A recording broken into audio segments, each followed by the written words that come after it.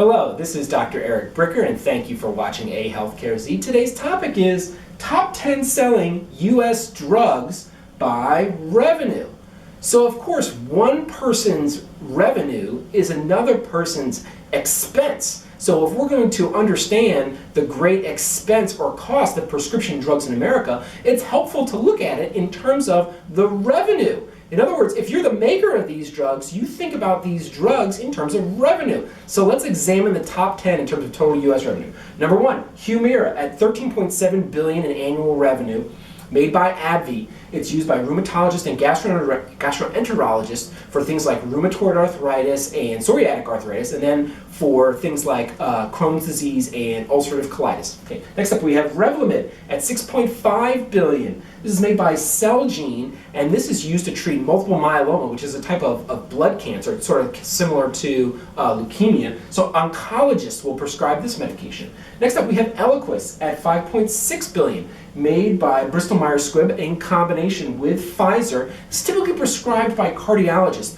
This is a new type of blood thinner. Oftentimes people, when they have something called AFib or atrial fibrillation, they can form clots in their heart, and then those clots travel to the brain and they cause a stroke. So the blood needs to be thinned in order to prevent those clots from happening. And Eliquis is a new blood thinner where, or I should say newer blood thinner, where unlike Coumadin or warfarin, the patients don't have to get their blood thinness levels checked. They can just take the pill and know they won't get clots. But it's expensive. Okay, next up, we have Enbrel at number 4 at $4.8 billion, made by a combination of Amgen and Pfizer. Again, it's similar to Humira. It's used for rheumatologic illnesses such as rheumatoid arthritis and psoriatic arthritis. Next, we have Rituxan. This is an IV infusion, $4.2 billion in annual revenue, made by Roche, used for a lot of different types of cancers, so it's prescribed by oncologists. It also can be used for rheumatoid arthritis, so rheumatologists will also prescribe it as well. Next up, we have Opdivo at $4.2 billion, made by Bristol Myers Squibb. This is a cancer medication, so it'll be prescribed by oncologists. Next up, we have Eylea at $4.1 million, made by Regeneron. Now, this is an injection in the eye, so it's done by ophthalmologists, and it's used to treat wet macular degeneration, and it can also be used for diabetic retinopathy. So as many of you know, diabetes actually can damage the retina or the back of the eye, and so this is a very frequent in-office injection that is done by the ophthalmologist. Next, we have Neulasta at $3.9 billion, made by Amgen, and this is a shot that is prescribed by an oncologist because when people get chemotherapy, it drops their immune system and their white blood cell count very low.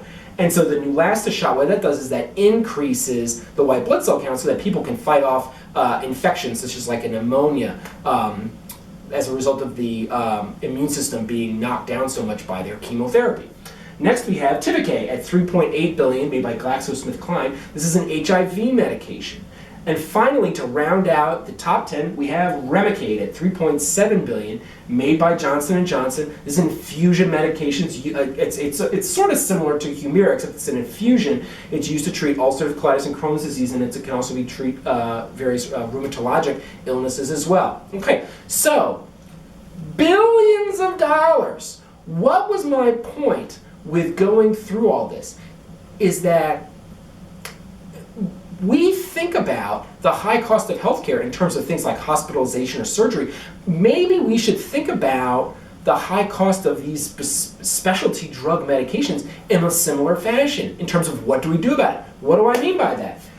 So centers of excellence have been well established and talked about on AHealthcareZ for things like joint replacements and spine surgery, but what about centers of excellence for things like oncology and rheumatology for the physicians that prescribe these medications? They're very expensive, and if they should be used, then they should be used.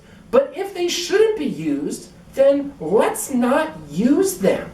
Not only are they expensive, they have side effects too. So maybe it would make sense for these to be given in a type of center of excellent type relationship. Because let me give you an example. So for all the oncologists that are prescribing all these expensive oncology medications, Walmart already has a center of excellence program at the Mayo Clinic for oncologists, and they found that when their employees or their plan members went to the Mayo Clinic, that there was a change in the treatment plan for their cancer 55% of the time.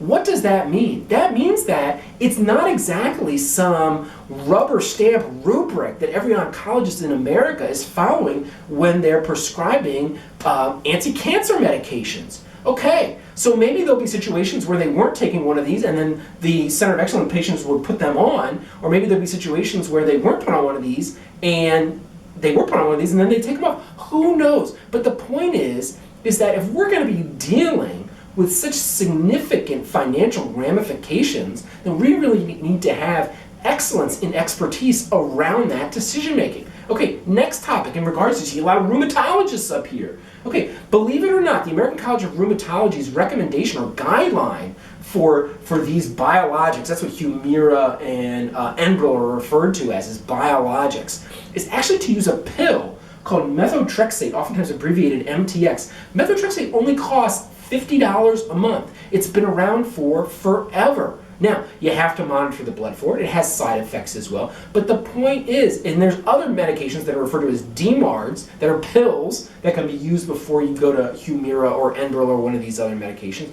But the point is that the American College of Rheumatology itself has these guidelines. So the question becomes, okay, do we need to have rheumatologic centers of excellence around the utilizations of these medications as well? I'm just saying that when it comes to these very expensive medications that are driving the majority of prescription drug costs in America, we don't just have to sit back and passively say, this is just the way it is. There are things that individuals and employers can do to address it. And that's my point for today. Thank you for watching AHealthcareZ.